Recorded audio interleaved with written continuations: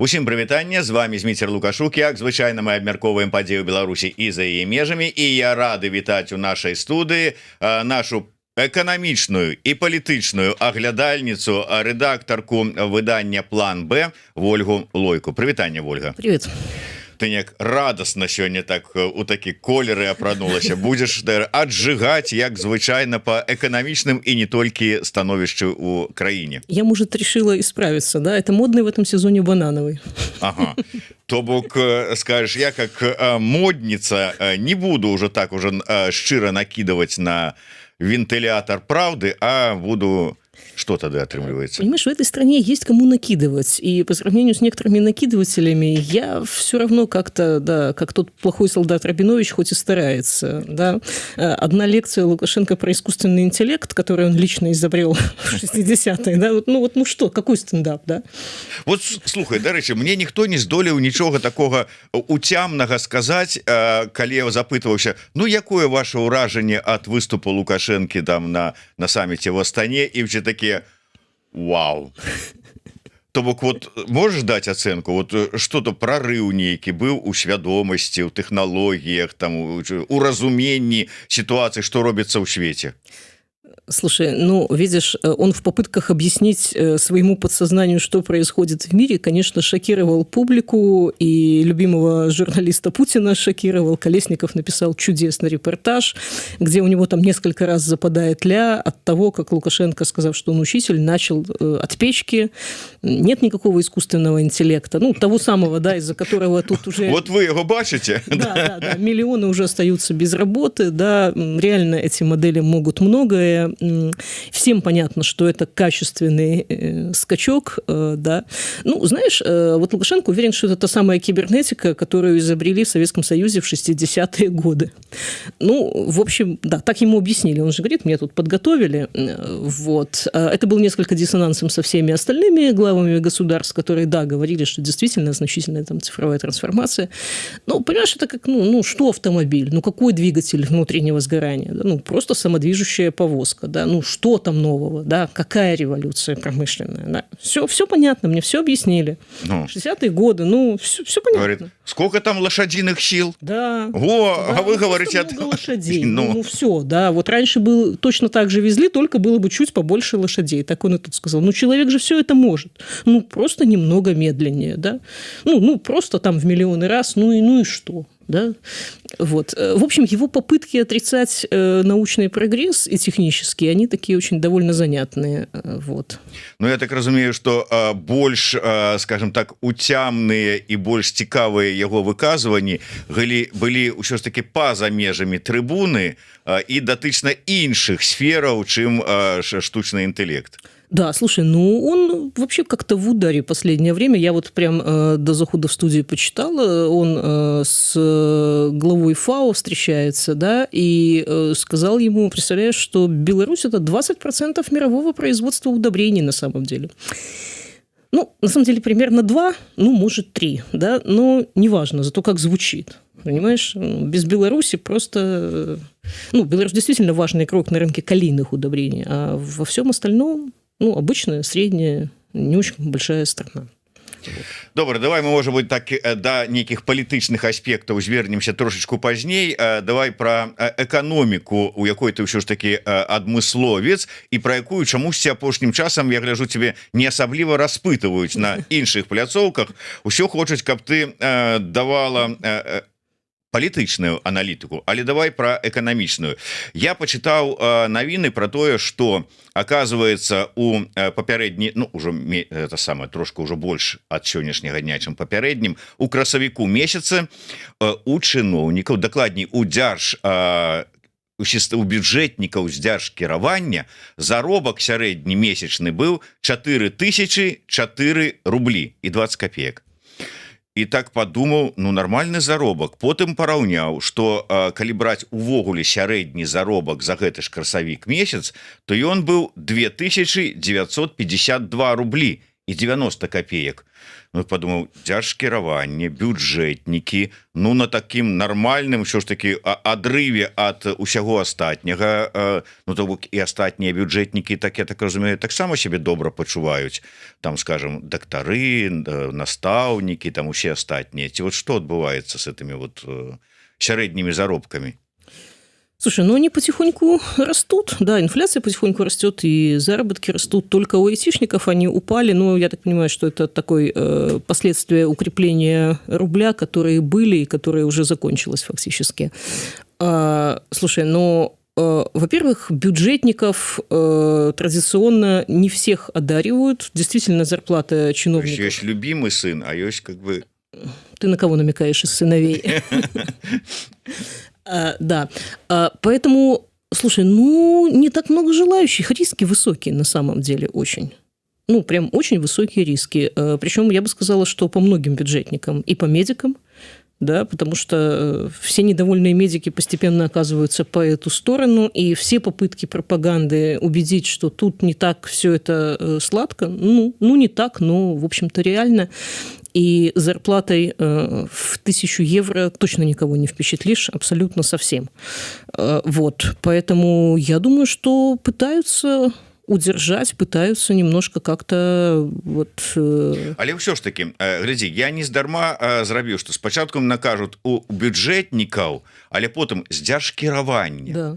То бок, вот, а ёсць бюджэтнікі, якія как бы трапляюць у катэгорыю дорогооплачиваемых, а ёсць бюджэтнікі, ну, которые там как бы вот... Слушай, ну, риски, да, ты же не сравнивай риски, вот с их точки зрения, да, воспитательницы детского садика и чиновника.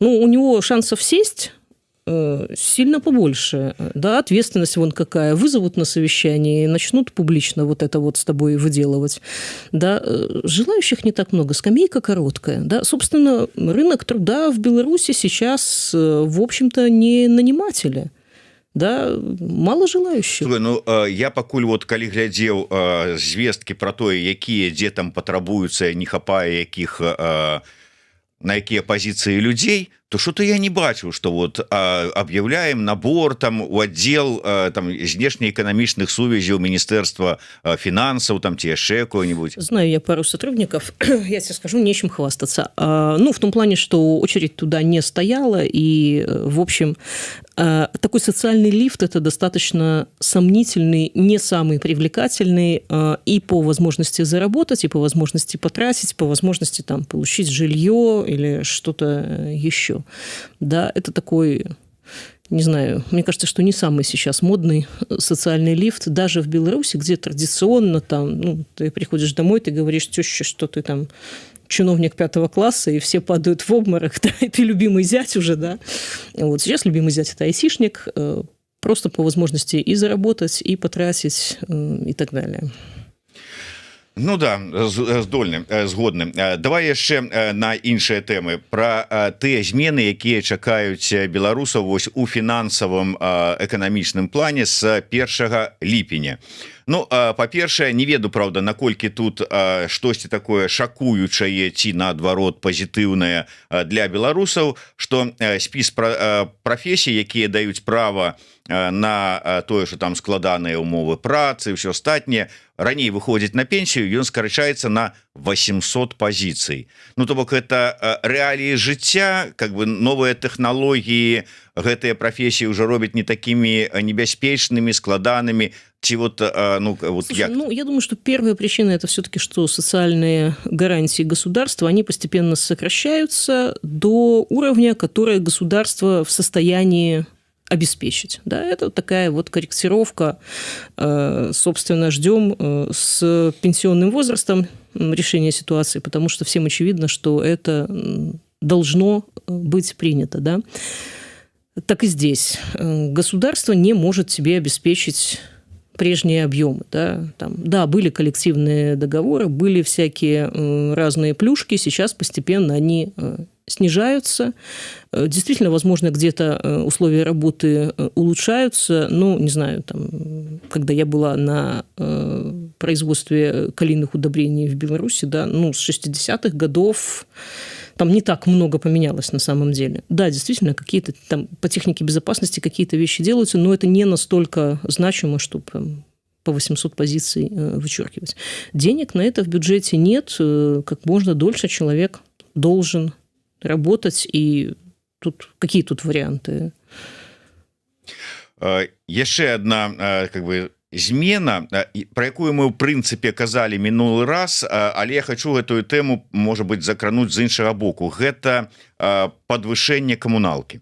С 1 ліпеня подвышается коммуналка. Мы, калі мінулы раз я закрануў эту тему, ты сказала, ну это звычайно так, летом подвышаюць, потому что калі по зімовых тарыфах подвышаць, это будзе вялікі удар, а так не так балюча, не так можа быть заўважна. У той же самый час мы постоянно чуем размовы про тое, что ну у складанай сітуацыі эканамічнай усе гэтыя камунальныя гаспадаркі і ўвогуле трэба даводзіць да таго, каб 100% аплачвалася коммунальные послуги самими споживцами. Социальное государство опять сокращает вот этот пакет, который он раздает своим гражданам, да? Так вот калі гэта будзе? Ці сапраўды вот гэта просто страшылкі про гэтыя 100%, ці мы до гэтага поступова наближаемся, и калі наближаемся, то калі? Мне кажется, что мы быстро к этому должны подойти. На самом деле, знаешь, вопрос просто, что никто никогда не знает точно, как складывается эта себестоимость, да, потому что они говорят, вот мы будем каждый год увеличивать сначала там на $5, потом на эквивалент $5. Ребят, ну какая-то конечная цель у вас должна быть, да, вы постоянно, ну фактически мы по теплу только не оплачиваем 100% этих услуг. Как складывается себестоимость этих услуг? Устраивает ли меня как жителя качество этих услуг? И могу ли я выбирать того, кто мне будет поставлять эти услуги, да? Ну в конце концов, если мне не нравится, как убирают мой подъезд, мы меняем компанию, убирающие подъезды, и это может быть и другая цена, и другое качество, и другой объем услуг. Да?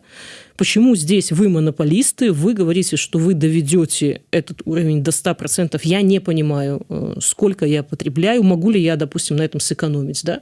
Доводите до 100%, но дайте мне возможность регулировать отопление в своем жилье, да? Мне жарко, допустим. А это проблема каждый год в Беларуси, да, когда половина дома мерзнет, половина дома, наоборот, топит улицу, потому что слишком жарко.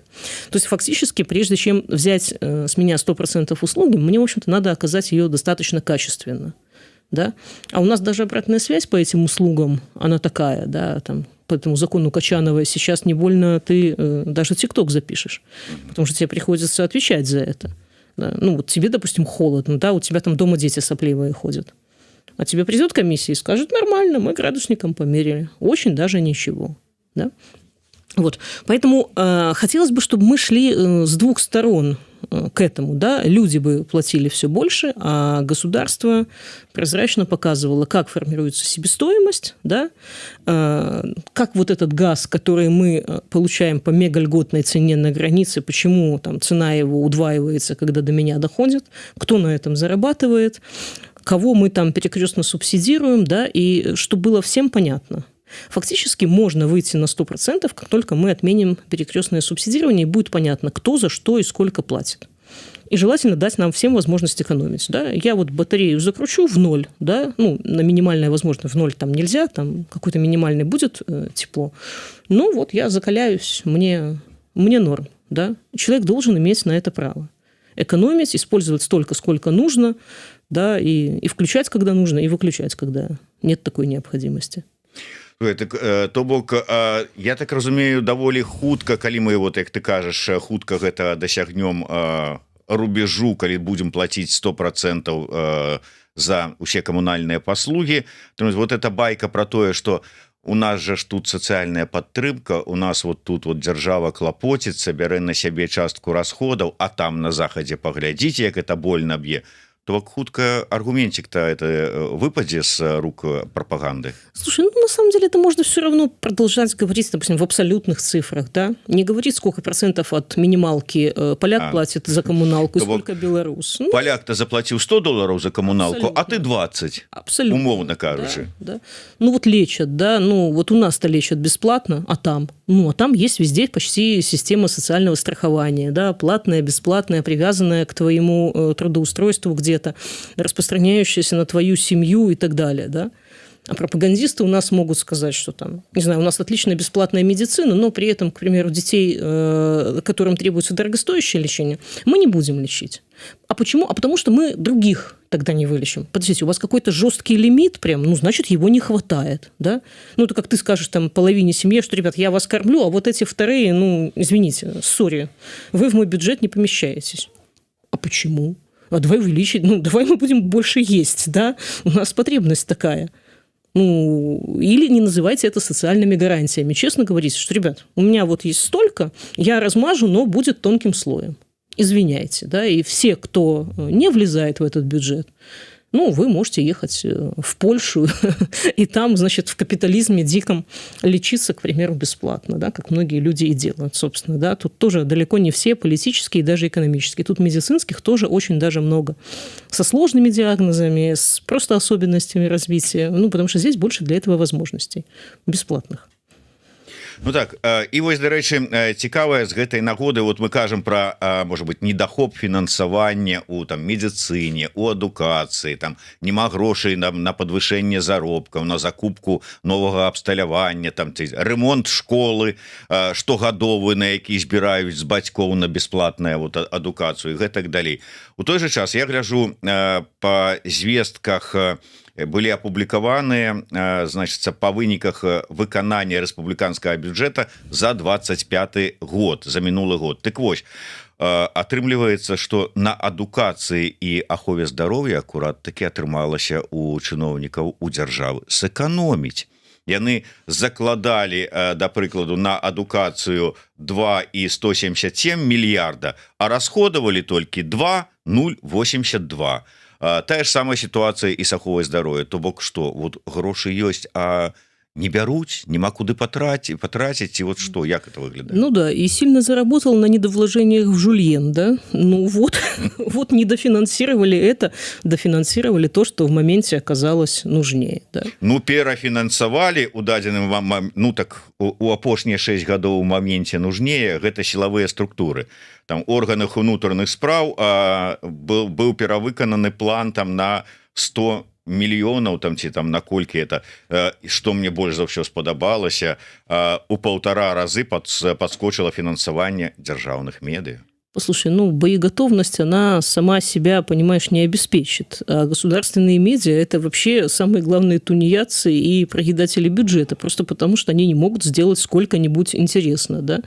Все эти однообразные тиктоки, все женские форумы, от которых хочется плакать, потому что реально туда привезли просто коучей, психологов и инфо-цыган, еще и не своих, а российских, да. Ребят, ну вот навошта так? Вот Азаронка было покрыўдзіць. Яго спічы вот просто рвуць на кавалки, скажем, украинские там медиа и блогеры показывают. Вот, смотрите, гений-то какой.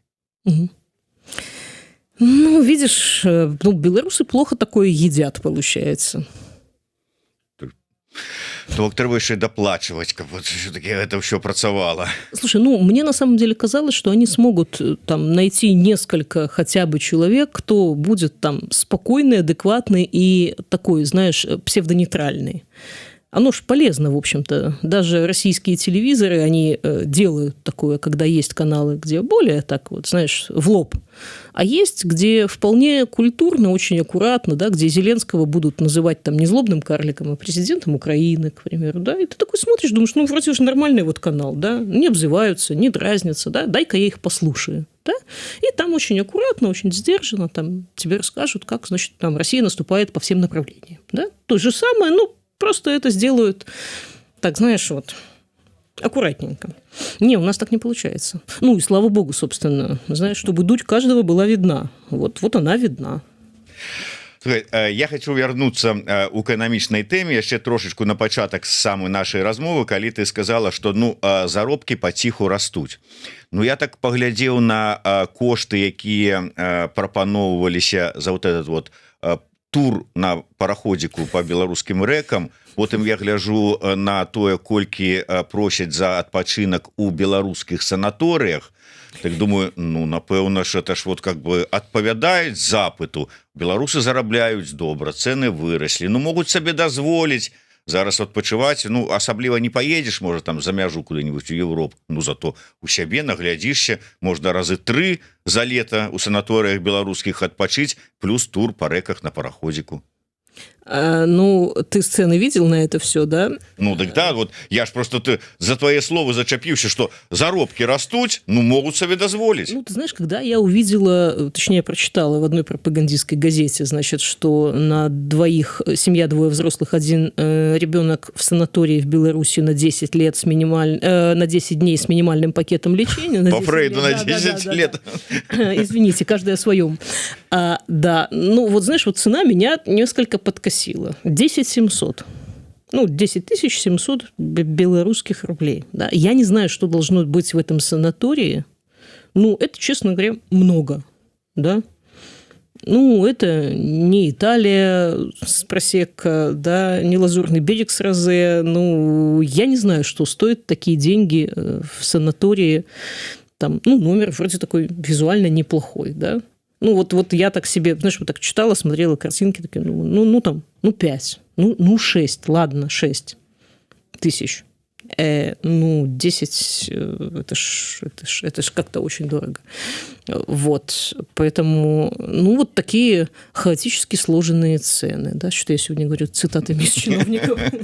Мы ж пачалі фактычна это там про чиновников, дзяржкіравання, все астатняе, якім как бы так стромно, но неблаго адносно финансово живется. Опять, тебе ж дадут профсоюзную путевку, если ты хорошо трудился, да, ты просто отвык уже от этих реалий, да, когда все стоит дорого, но можно и не платить, да? Профсоюз тебе 10% выделит. Или не выделит. 10%, это, конечно, моцно тогда. Надо брать. А потом еще как бы дитё отправить у там этот летний отпочинок. Строгого режима, да. Дитячий, да. На 10 лет. Уже садить, так садить. Добре, давай до іншых трошку навінаў, але таксама звязаных, может быть, дзесьці і з палітыкай, і з эканомікай. Літоўцаў запыталі, ці трэба змягчаць санкцыі у дачыненні да Беларусі. Траціна апытаных за тое, што трэба змягчаць, траціна супраць. Траціна там как бы і нашым, і вашым. То бок такое прагрыванне, можа быць, гэтым такім апытаннем літоўскага грамадства перад тым, як дазволіць транзіту беларускага калія ў Клайпеду? Понимаешь, исключить это, безусловно, нельзя.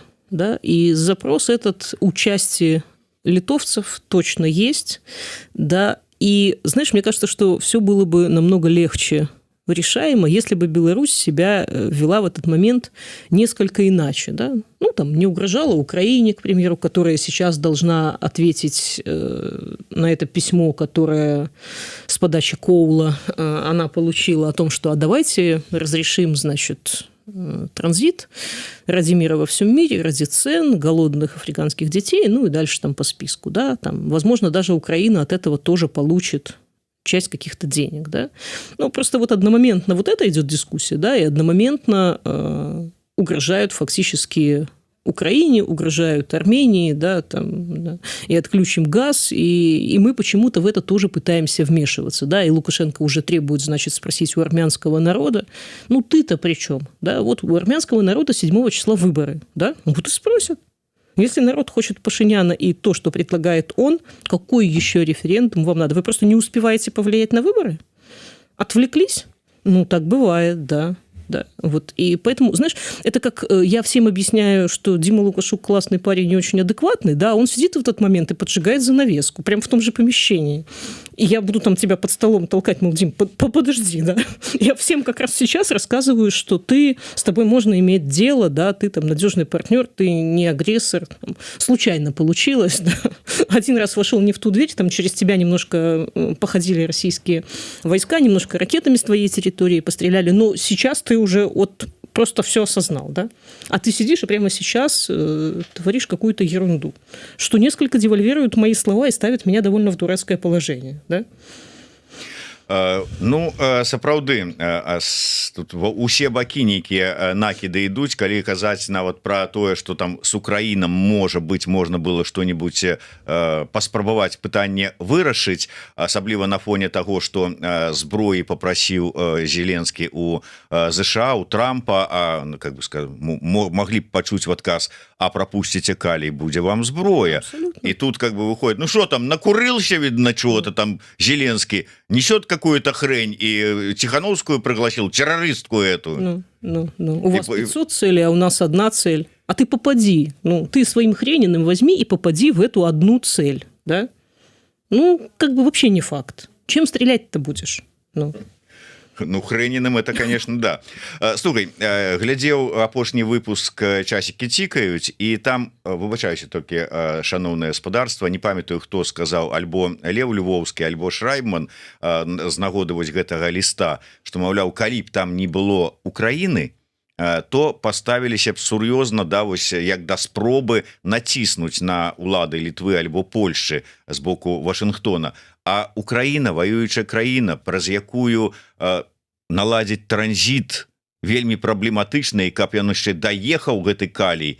Нет, через нее транзита и не планируется. Тому как бы Украина есть там в этом листе, и тому ставление до этого листа, мовляв, ну, я бы сказала, что Украина просто согласие и возможность поучаствовать в получении части профита от этого, исключительно с этой стороны. Мы почти никогда не возили через Николаев ничего, даже когда в Украине был мир, дружба, и это был, в общем-то, второй ключевой торговый партнер Беларуси. Ну, просто не было этого пути логистического, вот, ни Одесский порт, там, ни Николаев, мизерные объемы шли совсем. Поэтому я бы сказала, что там Украина в этом письме в другом качестве каком-то присутствует. Вот. Ну, что без ее согласия, ну, фактически, да, аргументы противников – это то, что фактически таким образом, давая транзит Беларуси, мы соучаствуем в российской агрессии. Да. Ну, на самом деле это не так, но такая аргументация тоже имеет право на существование. Фактически это сразу мы отметаем, говорим, что, ребята, полученные от этого ресурсы частично будут направлены на вполне какие-нибудь гуманитарные цели в Украине. В счет будущих репараций. Ну, сапраўды, вот, добра б так было, калі б за транзит і потым Лукашенко адлічваў грошы у які-нибудь створаны бабарыкай банк падтрымки беларускіх там диаспоры, там политвязняў. Слушай, нет, давай мы вначале Украину спасаем, да, а потом там вот белорусам, там пенсионерам, бывшим политвязням, к примеру, да, которые не могут получить приличную пенсию не тут, просто не успевая ее заработать. Ну, а с белорусской пенсией здесь жить довольно скучно, а часть вообще оказалась без какой бы то ни было пенсии, потому что пока там ты в Беларуси по доверенности какими-то кривыми путями пройдешь. Вот. Все это не так просто, не так быстро. Жить надо здесь и сейчас. Да? Людей вот выдворяют даже без документов. Да. Так, давай вот зараз твою гісторыю про там аповеды про хорошего адэкватнага чалавека у гэтай гісторыі Вольгу Лойку заменім на Коула, а Лукашука на Лукашенку, все ж таки вот как-то так, какие фіранки подпаливая, и перавядзем на наши чаканні візіта Коула у Беларусь. Вот тое, што яго гэтага візіта няма тады, калі мы чакалі мы яго як мінімум 2 тыдні таму. Гэта ў тым ліку з-за гэтых падпаленых фіранак умоўных? Нет, я не думаю. Нет, процесс идет и должен быть доведен до конца. Слушай, ну, женихаться столько лет, и я думаю, что обе стороны хотят все-таки что-то получить и как-то этот процесс закончить. Просто калі Европа уперлась і не ідзе насустрач вось гэтым дамоўленасцям Трампа с Лукашенком, то што ён можа далей прапанаваць? Вот ёсць табе, я горда сняў санкцыі з калі. І што? Ну, ничего. И далее ну, что? Это же Вот помогает на самом деле, да. Это важный шаг, да, и по вторичным санкциям, может быть, будет какое-то другое отношение, да, и в целом, если калий этот можно покупать, то там через Усть-Лугу что-то пойдет в новые страны. Ну, конечно, это не то. Да? И на самом деле давить на Европу было бы сильно легче, если бы Лукашенко грамотно подыгрывал, да.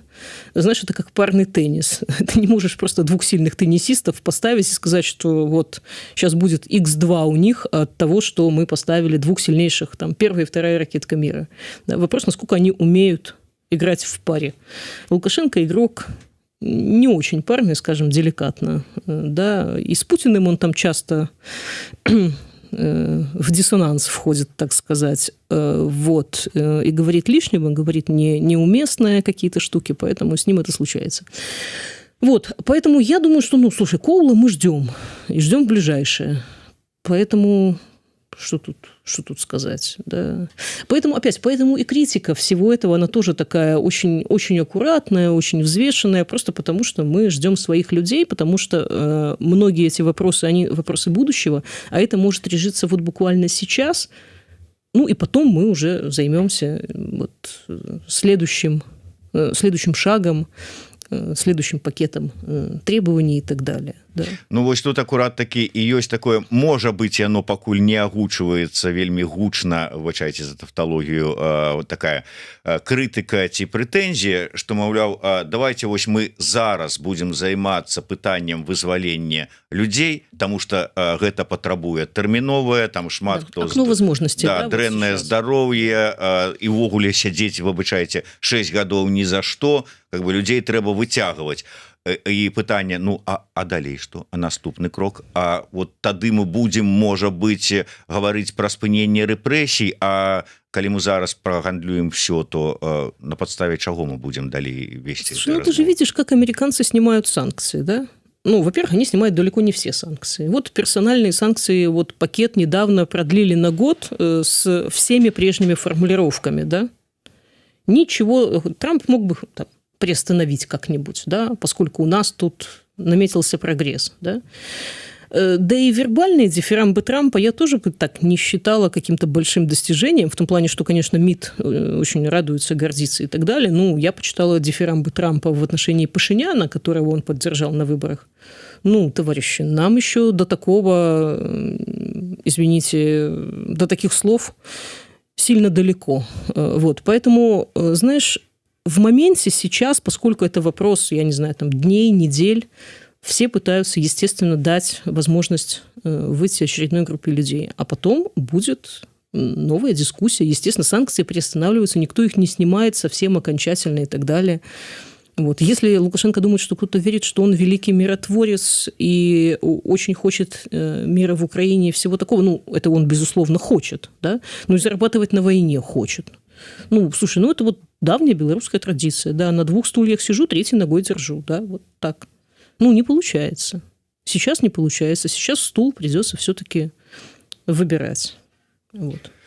Да, стул давядзецца выбіраць. Пытанне было тут досыць такая цікавая ад Гары Дэвідсона. Калі Лукашенко казаў пра дэдаларызацыю эканомікі, беларусы думалі, што гэта будзе дэдаларызацыя эканомікі, а насамрэч гэта апынулася дэдаларызацыя беларусаў.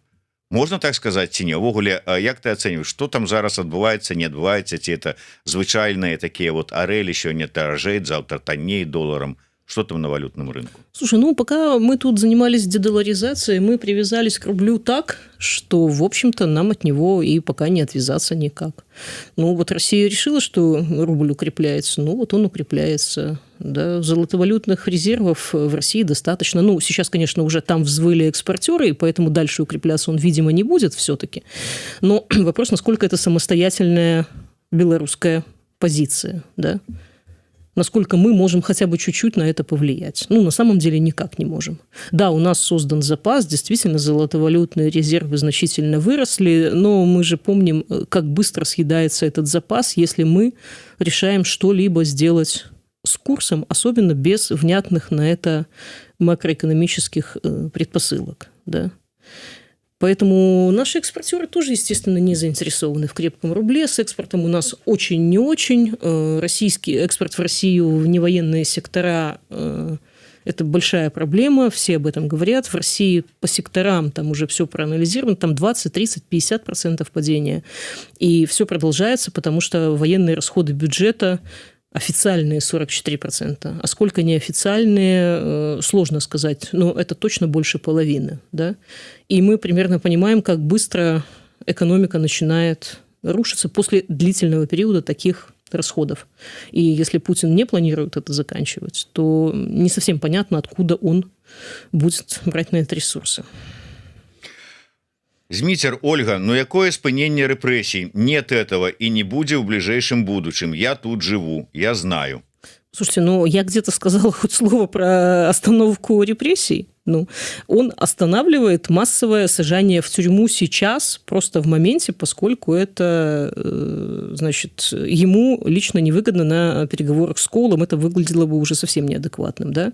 Но вы хотите сказать, что я не знаю, к кому ходят, ко всем коллегам пришли, да, за последнее время, опять, да, с непонятными совершенно набросами, с непонятными вопросами, да, если вы думаете, что чья-то мама в возрасте под 80 там помнит, что ее ребенок писал в 2020 году, знает или там вот готова об этом как-то поговорить. Я не понимаю, какую информацию от нее хотят товарищи в погонах. Да? Что она может вспомнить? Да? Что она может знать? Много о вас ваша мама знает подробностей. Да? Ну, таких, чтобы это можно было в формате допроса, значит, ответить. Вот. Вряд ли. Поэтому я прекрасно знаю, что это продолжается. Ну, опять, это риторика момента. Да? Мы сейчас пытаемся достать тех, кто уже 6 лет в тюрьме. Да? Ни к кому пришли, напугали, положили в пол, ни того, кому отжали имущество, ни того, кого уволили с работы. Просто так, потому что там в черных списках, потому что ты когда-то там подписался за Бабарика. А что, это нельзя было? Можно, конечно. Ну, все, сейчас ты нелояльный. Да? Мы так решили. Да? Когда людей лишают профессии, лишают возможности зарабатывать в Беларуси. Это все сейчас делается вид, что этого всего нет. Просто потому, что есть группа людей, которая страдает значительно сильнее, чем те, кому просто пришли домой, устроили бардак, всех напугали, возбудили уголовное дело и тут же его закрыли за истечением срока давности. Что это было? Ну, вот видишь, а ты говоришь вот в бюджете. Бюджет не резиновый. Представляешь, сколько людей было занято вот этим маски-шоу профилактикой? Ну, классно, да. Лучше бы вы профилактикой, извините, всяких заболеваний неприятных занимались, да. Вакцинацией, там, просвещением. Ну, зачем? Тут гораздо интереснее нагрянуть к человеку, которого ты точно знаешь, что дело не дойдет до суда, потому что истек срок давности. Ну да, мне таксама рассказывали там, калі выбачаюся там к пенсионерам 80 и за 80 годов и врываются с грукотом вот такие вот морды с автоматами, с собаками, и типа там мы тут с профилактычной размовой.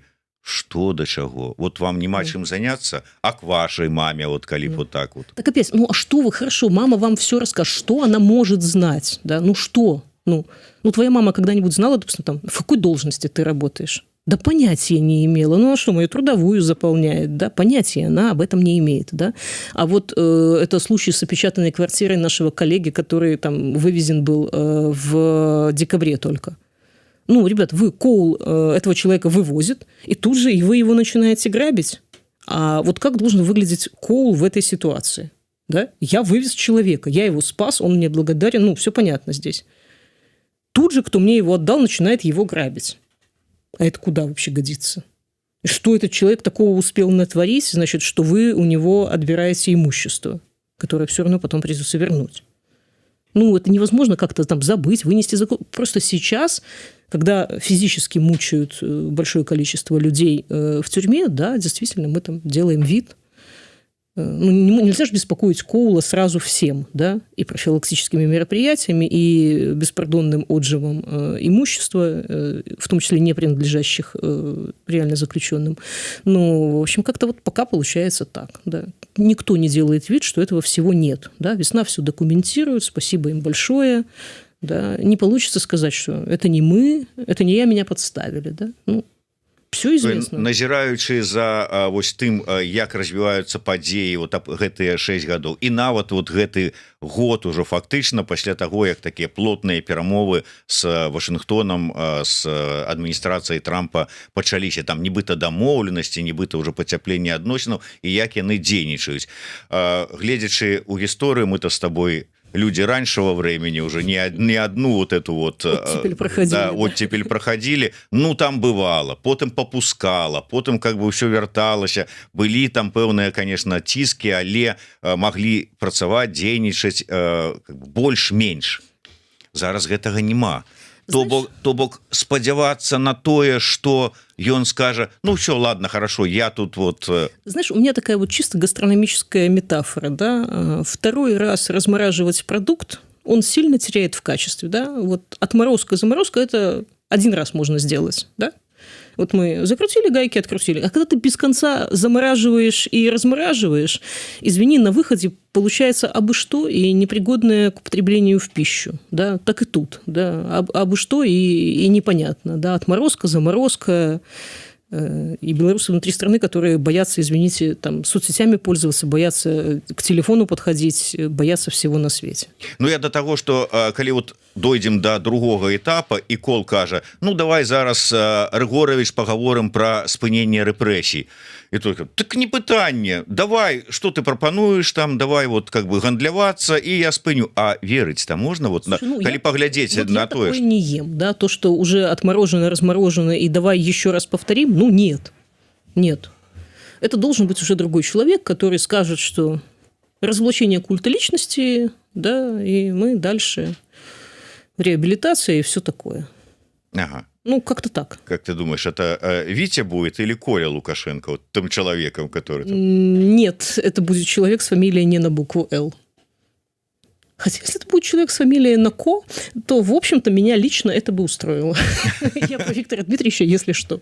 Ага, на «Ко». Знаешь, на фамилию «Л» и на «Ко» тоже магчымы варианты, там, скажем, Латушко, там, да, напрыклад, ну, на першы этап, чаму б не, там, скажем, до выбораў.